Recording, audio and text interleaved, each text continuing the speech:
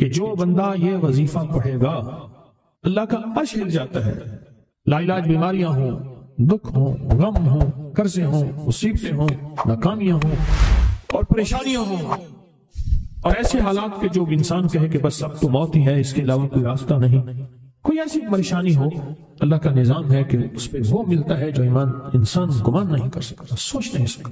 یہ فیصل آباد کے ساتھ ماموں کانجن میں ایک درویش ہوتے تھے، صوفی عبداللہ صاحب رحمۃ اللہ علیہ، بڑے اللہ والے تھے، درویش تھے، اللہ سے مانگتے تھے، اللہ دے دیتا تھا.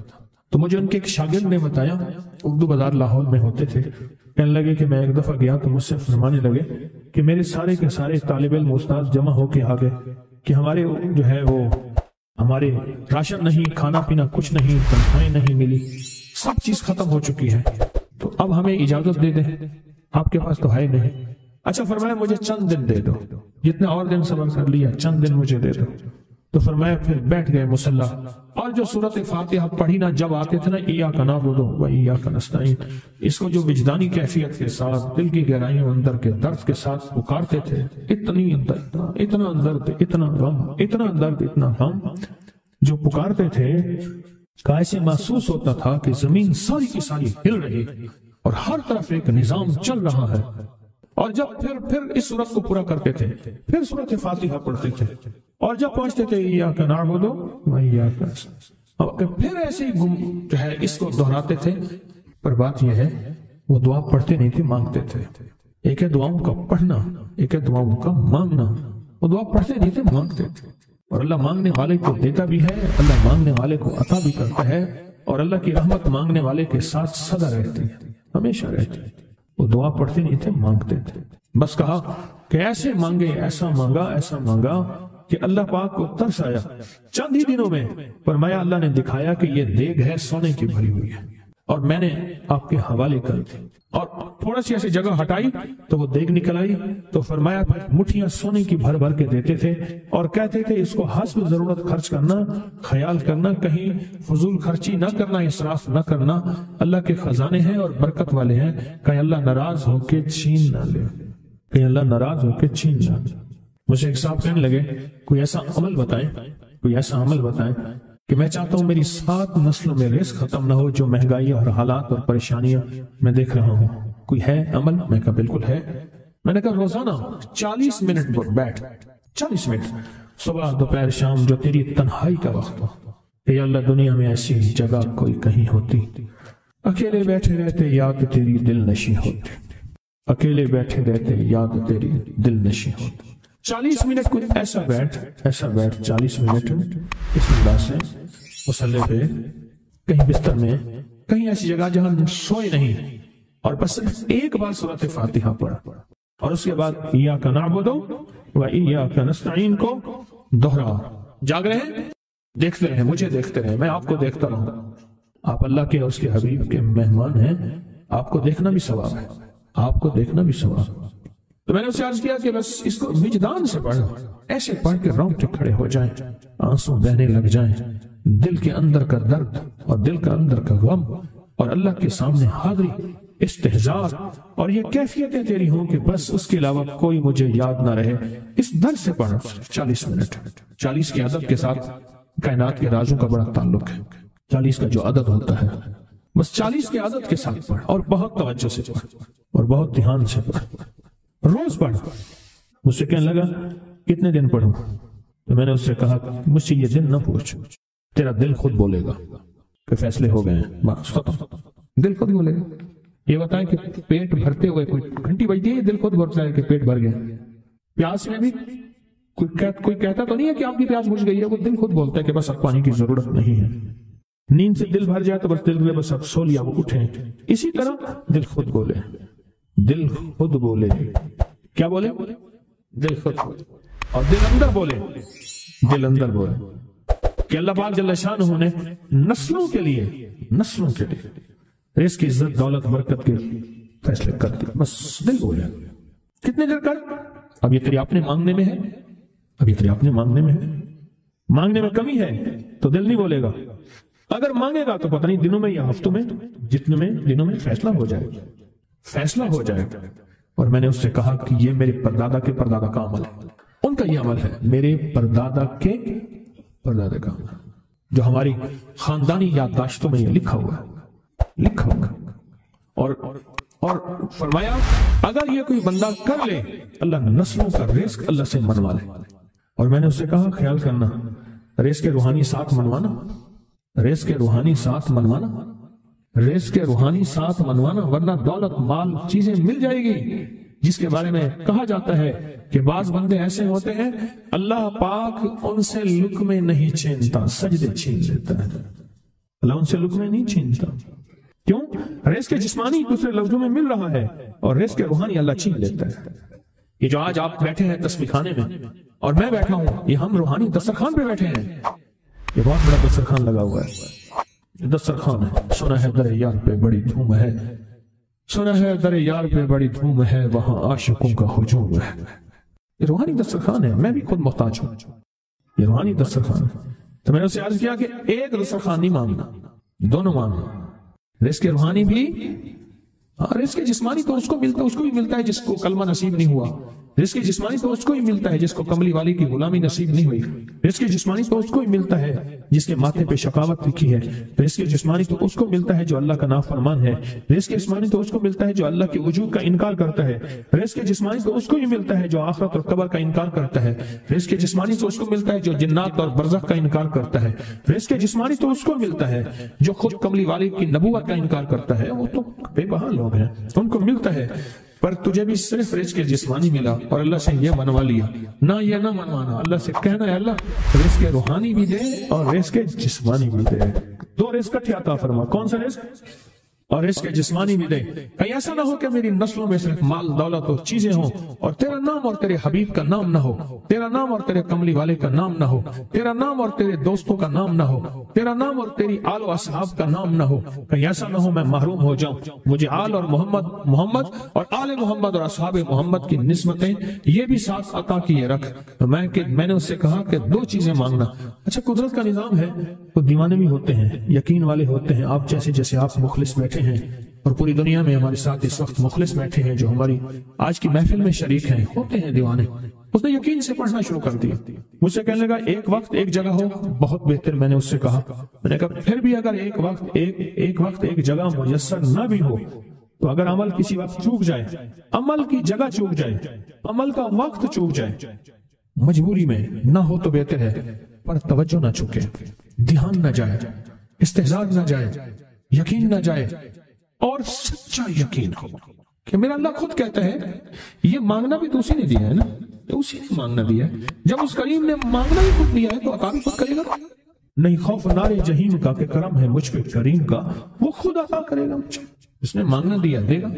یقین ہو ایسا ایسا ایسا ایسا، اتنا زبردست یقین ہو، اتنا یقین ہو اللہ کے ملنے پہ اور اللہ کے مانگنے پہ، اتنا یقین ہو کہ گمان اور خیال سے بالاتر یقین ہو، بہت زیادہ یقین۔ یاد رکھیے گا میری بات، میری طرف دیکھتے رہیں، یاد رکھیے گا جس کو ملا ہے یقین کی طاقت میں ملا ہے، اور جس سے چھنا ہے بے یقینی نے اس سے سب کچھ چھین لیا، بے یقینی نے اس سے سب کچھ چھین لیا۔ جس کو ملا ہے یقین کی طاقت سے ملا ہے، یقین ہو کہ میں کر رہا ہوں اور اللہ مجھے دے دے گا۔ کہا کہ کیسا یقین ہو؟ کہا جیسے بکری کے تھن دودھ سے بھرے ہوئے اور میں کہوں کہ میرے ہاتھ سے دباؤں گا اور دودھ نکلے گا، اس سے زیادہ یقین۔ اور کہا کس سے زیادہ یقین؟ کہا کہ ایک بڑا نوٹ ہو اور بڑا نوٹ کے اندر جو ہے ایک آنے کی چیز آنی ہے، تو میں کہوں گا اس سے تو اس کی نوٹ کے اندر تو ہزاروں آنے ہیں، اور میں ایک آنے کی چیز ایک ٹکے کی چیز لوں گا اور میرا کام بن جائے گا۔ اس سے زیادہ یقین ہو، اور اس سے کہیں زیادہ یقین ہو کہ سخت پیاس ہے اور میں پانی کو دیکھوں اور پانی کو دیکھتے ہی مجھے یقین ہو کہ اس سخت پیاس میں میرا پیاس بجھ جائے گی، پیٹ بھر جائے گا۔ اس سے کہیں زیادہ یقین ہو۔ میں پھر بھی یقین کو نہیں سمجھا سکا، علم بھی محدود ہے، الفاظ بھی میرے پاس محدود ہیں۔ اس سے کہیں زیادہ یقین ہو، اس سے کہیں زیادہ یقین اور بہت زیادہ یقین، اتنا یقین۔ کیا خیال ہے آپ چاہیں گے اپنی نسلوں کے لیے بخت، رزق، نصیب اور مقدر منوا لیں؟ کیا خیال ہے؟ وہ بڑا کریم ہے۔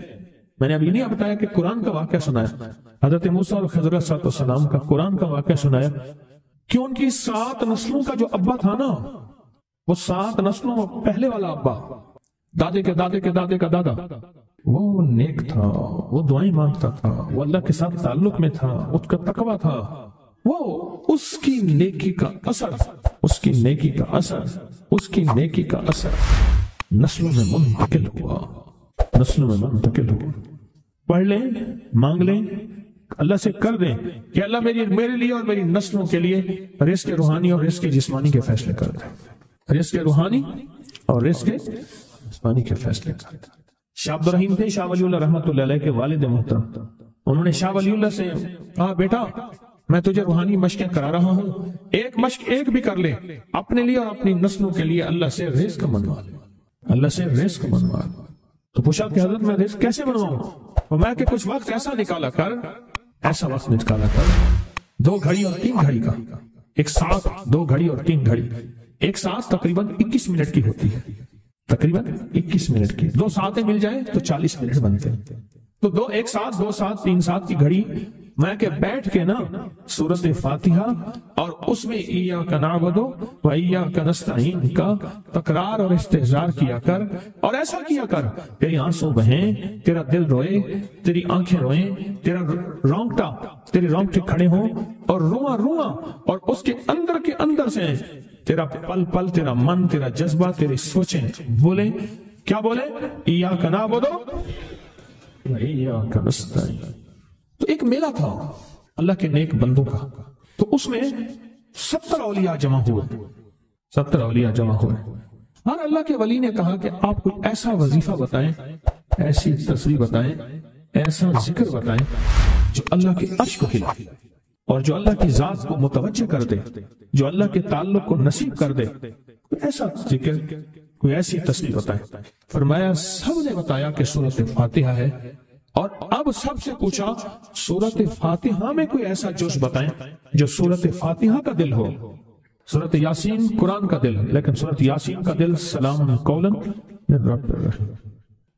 ہر سورت کے اندر اللہ پاک نے کچھ نعمتیں، کچھ نقطے رکھے ہیں، تو فرمایا سورۃ فاتحہ کا دل، تو میلے میں جتنے بھی اولیاء 70 بیٹھے تھے سب نے کہا کہ اگر سورۃ فاتحہ کا دل پانا ہے تو وہ صرف کیا ہے؟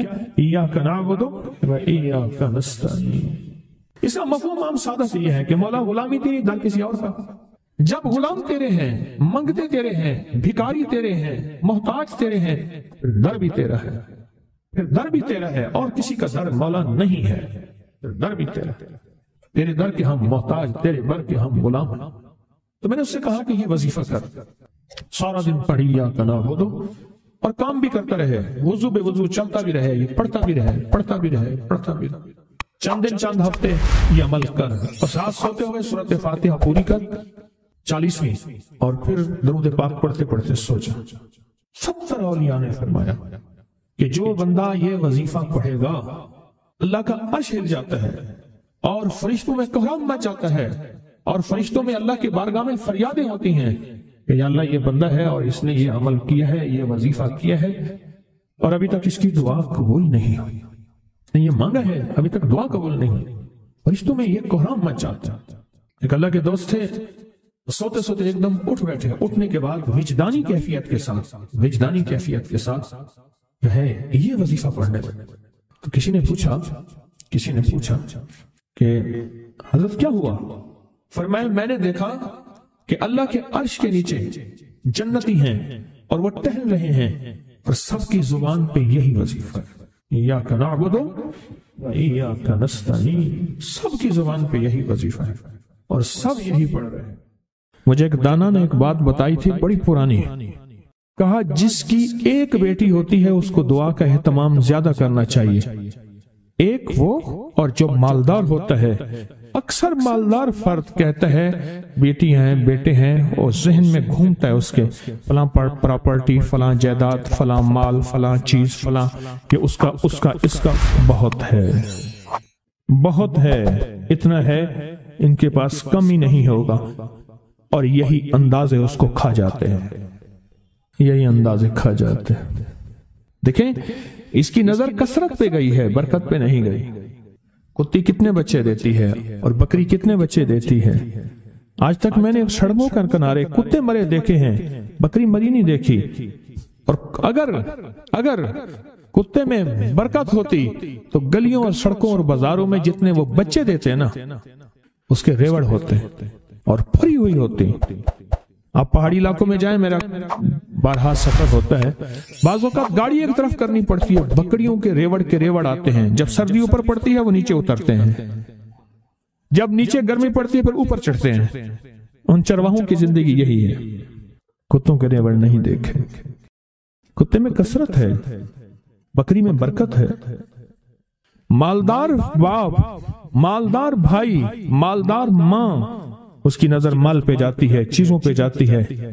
آنے والا وقت مشکل آلا، مہنگائی بڑھ رہی، حالات بڑھ رہے، چلو اس کے لیے فلاں جائیداد ہوگی، اس کا کرایہ آتا رہے گا، اس کے لیے فلاں زمین ہوگی، اس کے لیے فلاں نظام ہوگا، اس کے لیے فلاں فیکٹری ہوگی، اس کے لیے فلاں مل ہوگا. ایک وقت آتا ہے وہ کثرت ساری چھن جاتی ہے، اور اگر کوئی برکت کا ذرہ ہے تو وہی باقی رہتا ہے. میرے ساتھ نا حج پہ ایک صاحب تھے، ایک سفر میں، ایک ہی کمرے میں ہم تھے، بابا جی تھے. حج میں دو چیزیں ہوتی ہیں، یا بندے کو کوئی اعمال تسبیحات کا ذوق لگ جائے ورنہ بالکل فارغ ہوتا ہے بندہ، بالکل وقت ہی وقت ہوتا ہے. تو مجھے کہنے لگے کہ میں نے اپنی زندگی میں اونچی نیچی راہیں بہت دیکھی، مال ضائع کیا، رنگینیوں پہ. باپ کی بہت جائیداد تھی، فلاں علاقے میں، فلاں علاقے میں، فلاں علاقے میں بہت زیادہ مال تھا، بہت زیادہ تھا. سارا میں نے ایسے نا ہاتھ کرتے تھے، ایسے پھونک مارتے تھے، کہہ رہے میں نے سارا پھونک دیا. یہ مجھے اپنی خاص پنجابی میں وہ بتا رہے، پھونک دیا، سب کچھ ختم کر دیا. کہ لگا جب کچھ نہ رہا پھر میں نے لوگوں سے لینا شروع کر دیا، مال لینا، ادھار لینا شروع کر دیا. پھر ایک وقت آیا لوگوں نے بھی دینا بند کر دیا، اور اب لینے والے میرے پیچھے پڑ گئے کہ وہ تو نے جو قرضہ لیا تھا وہ دے کہاں گیا. تو کہا کہ پھر ایک اور شادی کر لی. شادی کے علاوہ اور کئی شادیاں تھیں جن کی ساتھ شادیاں نہیں تھیں لیکن تھیں. پھر ایک شادی کر لی. بیوی سارا کچھ دیکھتی رہی، دانا، زیرک، سمجھدار، نیک بیوی تھی، دیکھتی رہی سارا کچھ. ایک دم میرے حالات دیکھے تو مجھ سے کہنے لگے کتنے چلے ہو؟ کہنے لگا میں کراچی چلے تھے، آندہ پہ آن. پھر ہاتھ پکڑ لیا تو خودکشی کرنے جا رہا ہے سمندر میں ایسے. ہاں. کہنے لگا میرے ابے نے مجھے ایک جائیداد دی تھی تھوڑی سی، اور ابے نے کہا تھا بیٹی یہ حصہ ہے تھوڑا سا پر ہے بڑا برکت والا، اس کی چابی پکڑ کے دے دی، یہ بیچ کے آپ اپنا گزارا کریں. بیچ کے نا، کیونکہ دانا جو ماں ہے اور دانا بیوی ہے وہ آنکھیں پڑھ لیتی ہے، جذبے پڑھ لیتی ہے، کیفیت پڑھ لیتی ہے، اٹھے قدم پڑھ لیتی ہے، وہ پڑھ لیتی ہے کہ ہے اس وقت یہ کس پانی میں ہے اور اس کا تھرمامیٹر کیا ہے. وہ اس کے پاس تھرمامیٹر ہوتا ہے. کہنے لگے میں نے وہ چابی لی اور وہ چابی لے کے گیا، دیکھا، میں دیکھا تو ایک بندہ آ گیا. کہنے لگا باؤ جی یہ تو آج تک بند پڑا تھا، آپ کون ہیں؟ کہ میرا ہے. بیچو گے؟ قدرت کا نظام ہے، وہاں تک تھا محلہ، وہاں تک مارکیٹیں داخل ہو چکی تھی. میں لاہور اندرون شہر کی بات بتا رہا ہوں. مارکیٹیں گھومتی گھامتی وہاں پہنچ گئی تھی، اور وہ مارکیٹوں کے درمیان ایک مکان پڑا تھا. تو میں نے پوچھا کہ کتنا دو گے؟ کہا میرے گمان سے زیادہ. اس نے کہا اتنا دوں گا. جس میں میرے قرضے بھی اترنے تھے اور میں نے آگے بھی بڑھنا تھا. پر وہ رزق حلال کا وہ چھوٹا سا مکان کہا میں نے بیچا. بس اس نے بیچنے کے بعد میرے جذبے، میری سوچیں، میری کیفیت بدل گئی. 7 سالہ دور چرخ تھا ساغر کا ایک جام، نکلے جو میں کدے سے دنیا بدل گئے، نکلے جو میں کدے سے دنیا بدل گئے. اور کہا کہ بس اس پہ میں نے جو پھر کام شروع کیا، جو مجھے رب نے برکت دی، جو مجھے رب نے نوازا، اور مجھے رب نے جو عطا کیا، اتنا اتنا اتنا. آج بھی زندہ ہے وہ بابا جی، آج بھی زندہ ہے. او ماشاءاللہ رب نے بہت عطا کیا. یہ حلال تھا اور اس میں برکت تھی، کثرت نہیں تھی، اور کثرت ختم ہو گئی تھی. برکت نے اپنا رنگ دکھایا اور برکت باقی رہ گئی. اگر ہم چاہتے ہیں کہ اپنے بخت اور نصیب اور پیشانی میں کچھ بھروا دیں، مقدر، بخت، نصیب، عزت، دولت، رزق، روحانیت، کچھ وقت دعاؤں کو دے، کچھ وقت دعاؤں کو دے۔ محمود غزنوی سے کسی نے پوچھا بادشاہ بھی ہے؟ 1000 سال پہلے 1974 میں کابل میں زلزلہ آیا، اس کی قبر پھٹی، 1000 سال کے بعد محمود غزنوی ویسے کے ویسے تھا، اس کا کفن بھی میلا نہیں ہوا تھا کہ بلیا اسی مرنا نہ ہی، بلیا اسی مرنا نہ ہی، گور پہ آ کوئی اور۔ اللہ کے عاشق زندہ ہوتے ہیں۔ تو کسی نے پوچھا محمود سے، محمود غزنوی رحمت اللہ تعالی علیہ سے، بادشاہ بھی ہیں، بادشاہ بھی ہیں، اور اتنے اللہ کے ولی اور اتنے نیک۔ عجب بات بتاؤں، کہا جب بھی کوئی خطا کا وقت آتا ہے اور خطا کی گھڑی آتی ہے، ایسا وقت ہے کہ جس وقت میں، غور سے سنیے گا، بڑی کام کی بات ہے، شاید یہ بات میرے منہ سے پہلی دفعہ نکل رہی ہے، میرے ہزاروں درس پڑے ہیں نیٹ پہ، میں جب بھی کوئی خطا اور گناہ کی گھڑی آتی ہے اور اس پہ مجھے قدرت ہوتی ہے، کیا ہوتی ہے؟ قدرت ہوتی ہے، میرے سامنے میرے والد کی دعا آ کے کھڑی ہو جاتی ہے، میرے سامنے میرے والد کی دعا آ کے سے کھڑی ہو جاتی ہے، اور اس گناہ اور میرے درمیان میں وہ دعا ایک دم دیوار بن جاتی ہے، اور اللہ پاک مجھے عافیت اور عفت کہتے ہیں پاک دامنی کو، اللہ مجھے عافیت اور عفت عطا فرماتا ہے۔